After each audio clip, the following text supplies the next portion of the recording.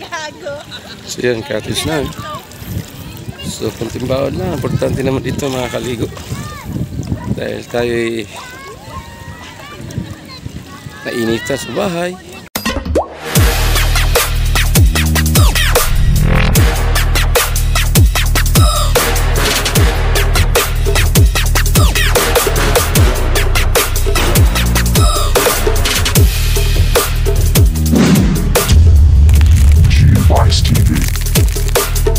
Yan, what's up mga guys? Maganda nga po sa lahat. So dahil nga hirap po tayo kumuha ng tubay sa planta. So dahil naman ay nandito na naman sa ilog. So andito po tayo sa Angat River. So ingot ng Angat River ay mahaba po ito. So ibang campsite po natin pinuntahan ngayon. Ito po tayo sa baba ng PhilHydro ng Norsagaray, Bulacan. So yan po mga guys. So ibang site po yung ating pinuntahang ilog ngayon. Dahil nga sa sobrang init ng panahon, so tayo na naman ay magtampisaw sa ilog. Tara. So yan, ay napakalinis ng tubig at napakalinaw. So dito po tayo sa ibaba o likod ng PhilHydro. Itong PhilHydro na pinatawag, ito yung supply sa buong Bulacan o buong Norsagaray. So andito po tayo sa likod. So ito yung makikita natin dito sa ilog nito.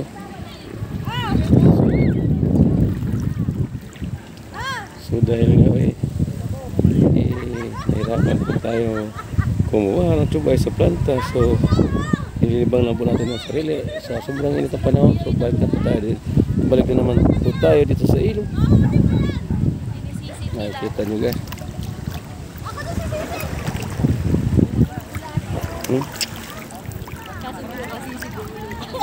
Kung gaano kalinaw ang tubig dito. So yan po. So parang dagat. Pero tabang po ito. Ito yung kinukuhaan ng tubig punta Maynila. So ito po yung tinatawag na Angat River. Dito po sa bayan ng Norsagaray, Bulacan. So yan. So yan, ginagawan po yun ng dike. Dahil po yan ang proteksyon sa mga lupa na may iwasang gumuho. So yan.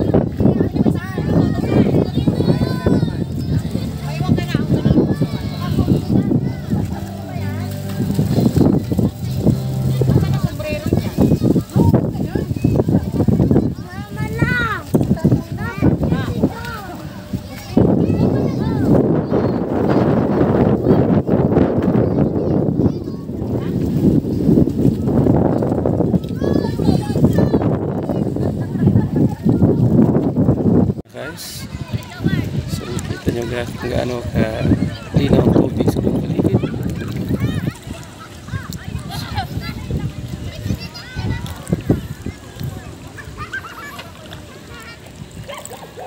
So yan mga guys. So yun po yung may-ari ng cottage. So nakatawad po tayo ng 100. So ay salamat po sa yung cottage. So balik-balik po kami dito dahil nakatawad po kami ng 100. So malaking tulong po sa amin yun dahil makakabili na kami ng isang pares na gin. Ayan po mga guys.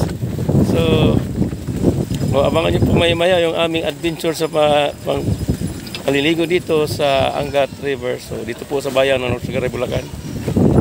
So yan mga guys, nakikita nyo yung gas sa likod ko. Nagpakawala na po ang dam ng tubig, so malalim na po.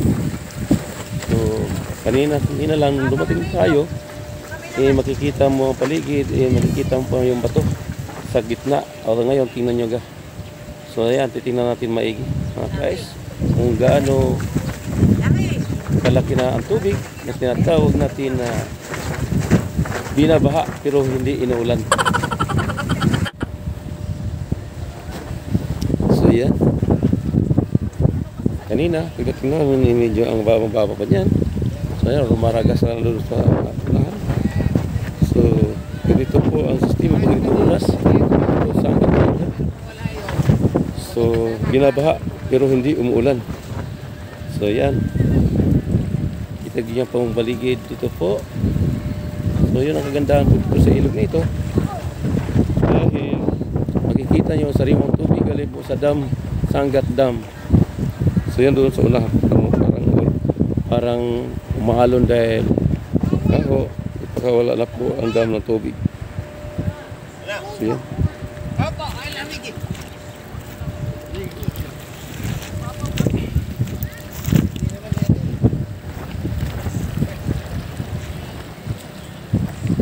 Ani mo dagat. Pero yun pala isang ilog lang ito. Yung tinatawag na Angat River. Hindi naman umalap eh. Wala ako doon.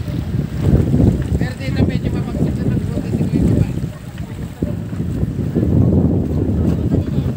Masa po yung tubig dito sa Angat River. Ayan sa mga maigit. Gano'n na nakalalim. Parang dagat. Parang mo sira ulo. So, gano'n natin maligo dito sa kabilaan. Baka tayo matangay. So yan. Lumarasa sana po yung tubig. So ramdaman natin na medyo may kalamigan na po yung tubig dahil galing na po ito sa kahibuturan ng dam ng ating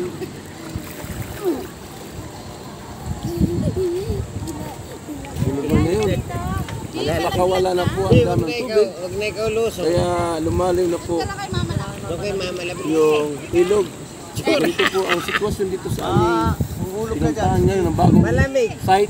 Di malalim na dito. So, Malalim na dito. karugtong po ito kasi mahaba po itong nailog. Kaya dahil nga sobrang init ng panahon, so nagawa natin magtampisaw na naman sa ilog. Sabayan pa ng stress na walang tubig ay sa planta. Kaya tayo gumawa ng dahilan para lang bawas sa stress. Yan po mga guys. Tawagan kita rito. Malulog. Ayan, kung gaano nakalalim. Oh. Pusa ka ng ulo kasi.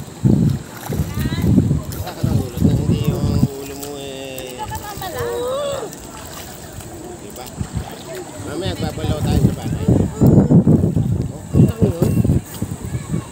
Mahulog ka.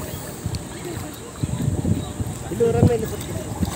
So yan po ang buong ganapan Tabi kayo sa na aming pagligo dito sa Angat River ngayong araw. Hindi masahig. Iwas stress dahil wala pong tubay sa planta. So hanggang dito na lang. O babalaw ka sa bahay. Shout out po sa lahat. Sa aking mga kasama magtutubay.